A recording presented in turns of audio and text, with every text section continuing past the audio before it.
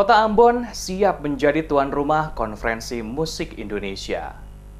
Richard Lohene PC menegaskan kesiapan Kota Ambon sebagai penyelenggara event berskala nasional yang akan terselenggara dalam waktu dekat antara lain Konferensi Musik Nasional, HUT Nasional Damkar ke-99 dan Munas HMI. Kegiatan Konferensi Musik Nasional dilaksanakan di Ambon 7 hingga 9 Maret 2018. Kegiatan ini dilaksanakan memperingati Hari Musik Nasional yang jatuh pada tanggal 9 Maret, sekaligus mempercepat Ambon menuju Kota Musik Dunia 2019.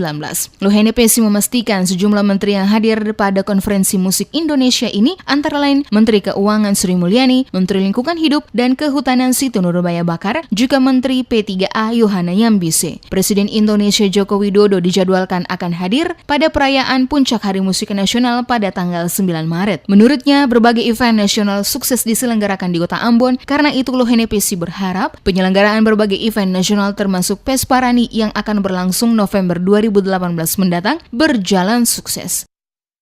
Konferensi Musik Indonesia itu akan dilaksanakan tanggal 7, 8, 9. Ini semua artis musik itu akan datang di Ambon, kurang lebih ada 300 lebih artis, dan komitmen itu terhadap baik musik dengan lingkungan maupun musik sebagai salah satu peluang bagi potensi ekonomi ke depan.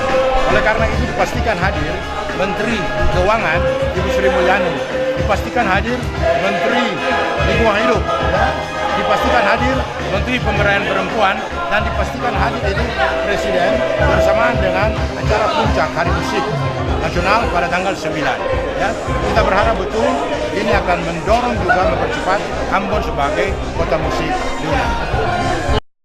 Lohene PC mengatakan kegiatan HUT Damkar, Konferensi Musik dan Munas HMI berdampak bagi peningkatan ekonomi masyarakat, mengingat para tamu yang akan hadir selama Februari dan Maret akan berjumlah ribuan tamu undangan. Kendatipun sejumlah event nasional sukses digelar sepanjang tahun, Lohene PC tetap berharap masyarakat Kota Ambon tetap diminta untuk menyukseskan kegiatan-kegiatan tersebut.